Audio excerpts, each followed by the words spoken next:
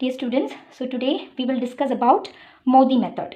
Okay, so in the first class I have already informed you that any transportation problem, it will consist of basically two steps. First is to find the basic feasible solution and then check for optimality. Okay, in a question if it is given that you need to find the basic feasible solution and then optimize the result, the second part of that is checking the optimality and optimizing the result, we do it using Modi method or UV method. It is also called UV method. Fine.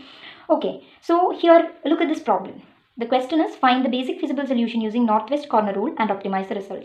We have already discussed how to find the basic feasible solution using the three different methods, that is northwest corner rule, least cost method and Vogel's approximation method. So I'm not going into detail of that particular part. Okay.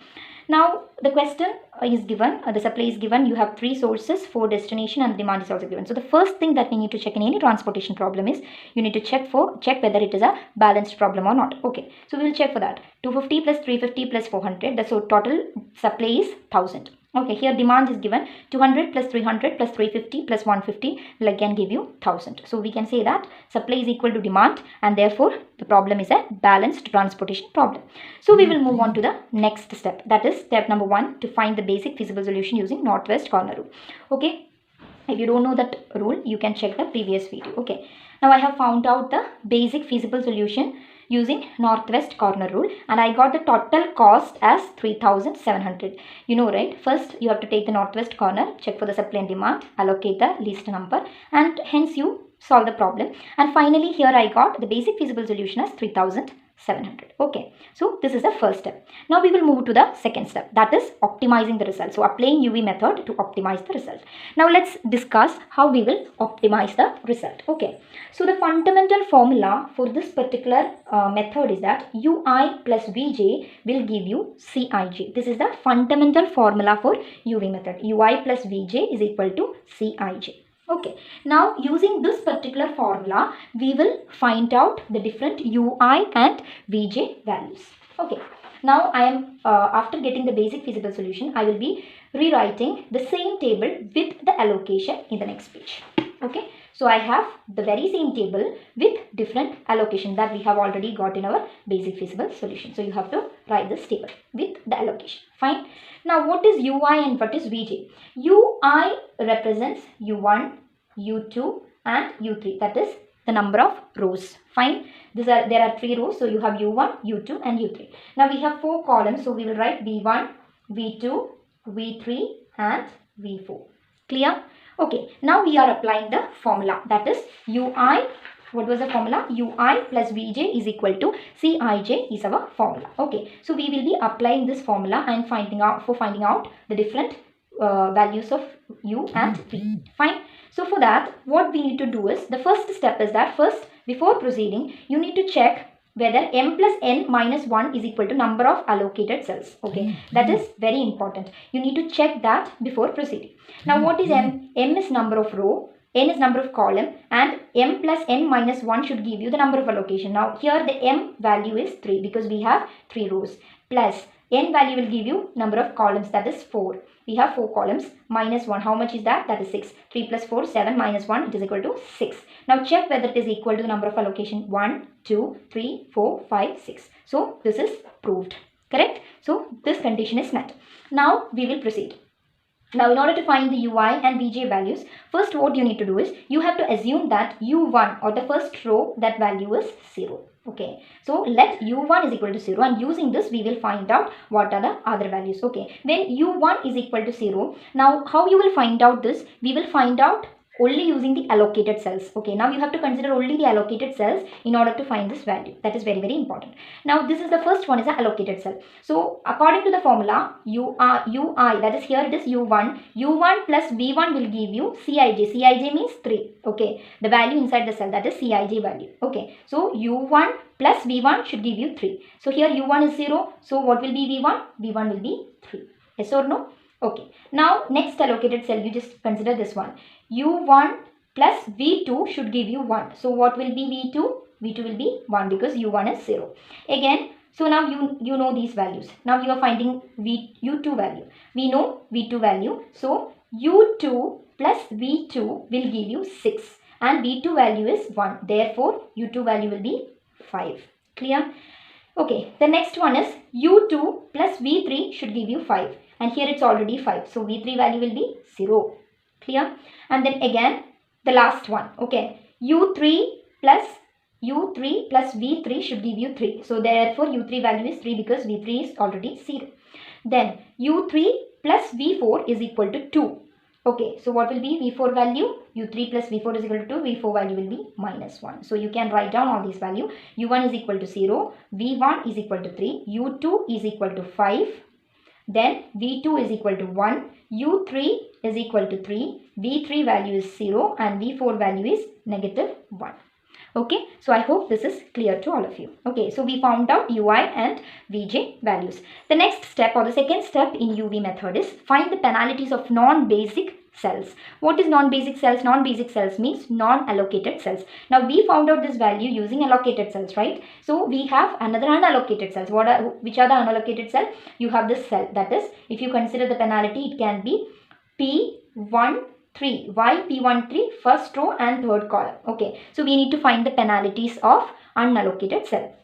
So we have P13, then you have P14, then you have P21, P24 and P31, P32. Okay, these are our unallocated cells. So in order to find the penalty, you have another formula. Finding the penalty, you have this formula. Pij is equal to Uij plus Ui plus Vj minus Cij. This is the formula for finding penalty. Now, in some textbooks, you will have another one formula for finding penalty, that is Dij, which is equal to Cij minus of Ui plus Vj.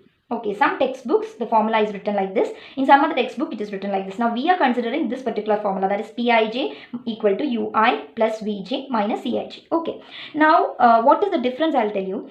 Here, if you are considering this particular formula, then you have to understand that all the values of Pij should be negative or 0 in order to get an optimized result. Okay, if we are considering this particular formula, all the values whatever we are getting for all unallocated cells, that should be either negative or 0 for getting an optimum solution. But suppose if you are considering this formula, that is Dij, if you are considering this formula, Dij is equal to Cij minus Ui plus Vj, then what should be the condition? Then this Dij value should be positive or 0 in order to get the optimum solution, because you just see this, it is just the reverse of this particular formula.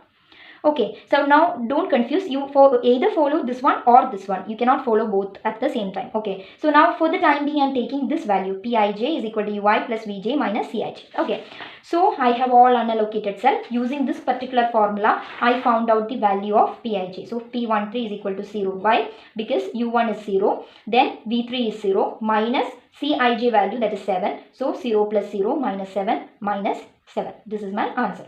Okay, so similarly for all other values, I got the value minus 7, minus 5, 6, minus 5, minus 2 and 1. Now you look at this particular values. So you have two positive values here, the rest are negative values. Since you have positive value, what is the condition? The condition for optimality is all the Pij values should be either 0 or negative. Okay, so now you have two positive values. That means that the solution is not optimum. There is degeneracy. Clear? So here there is degeneracy. So the solution is not optimum. Fine. So when the solution is not optimum, what we need to consider is we need to check out of these two values which is the largest positive value. Here this is the largest positive value. That is, it is corresponding to P21. Now look at P21. Okay. P2, that is second row and the first column. This is the particular cell. Okay, this one is having the highest positive value. So when there is a highest positive value, it shows that there is degeneracy. How we will remove the degeneracy? For that, we have to select this particular cell and you have to draw a horizontal line till it reaches an allocated cell. Okay, now you have the next cell as an allocated cell. Suppose this is not an allocated cell. This horizontal line should move till you reach a allocated cell. Okay, now this is our second, this cell is the next allocated cell. So you have to stop there. Then you have to draw a vertical line till it reaches an allocated cell. You can either draw it like this or like this. Now where is the allocated cell? The allocated cell is on top, correct? So it will move towards this. Again you have to draw a horizontal line till it reaches another allocated cell. and thus it should form a closed loop. Okay, now this is forming a closed loop. Yes or no? Starting from here, it forms a closed loop. Now the starting point should be marked as positive. Okay, we started with this. This is our new basic cell, so that should be marked as positive. So the alternative cell should be negative. I mean, the next cell should be negative, then the alternate cell should be positive, and again negative. Okay, positive, negative, positive, negative. Clear? That means alternatively the same sign should come. Anyway, when you are starting from a new basic cell, that particular portion should be definitely marked as positive. Clear? Now why are we marking like this? Now once this is marked, it means that you have to look for the negative cells. Okay, cells having negative signs. Now these are the two places where you have negative signs. Fine. Now look at the allocation. This is 200 and this is 250. Which one is lesser value? The lesser value is 200. So this means that from those cells which are marked positive, you need to add 200, and in those cells where negative is marked, you have to subtract 200. Okay, that means from this cell you have to subtract 200, from this cell also you will be subtracting 200, from this cell, for this cell you will be adding 200, and again here also you will be adding 200. That is how we create the new iterated table. Is this clear? So thus we form a closed loop, and now you have to go further for a new iteration. Fine. So we are moving with the next iteration. So we have our next iteration coming up. Okay, so this is our next iterated table. Okay, new table. Now we are forming a new table. So when you are forming a new table, now look at this. We have formed the loop, correct? So when you are drawing a new table, you have to draw the table in such a way that wherever this loop is not there, all other allocation you can mark. That is, here I have marked 100, 250 and 150 is marked because that is not, that remains the same. There is no change. Fine. Now changes happens only in this 4 cells. Okay, now we will see how the changes are getting affected. Fine. So now look at the first column. Here 200 is there. You have to subtract 200. 200 minus 200 is 0. So here there will not be any allocation. Next one is, next column is positive, correct? So you have to add 200 to this column. It's already 50. So 50 plus 200 you will have 250. So here the allocation is 250. Next, here it is positive. Again 200 plus, here there is no allocation. So you have to directly add 200. So here you will have another allocation as 200. Now this is 250 minus 200. So here this becomes 50. Okay. So this is our new cell. You got this. So this is our new cell. Clear? New table. Okay, with different allocation. Now first thing that you need to check is, you need to check whether m plus n minus 1 is equal to 6. Now m is 3, n is 4, minus 1 should be 6. Now just check whether there is 6 allocation. 1, 2, 3, 4, 5, 6. So this is proved. Clear? Okay, now once that is done, we move for the next step. Again,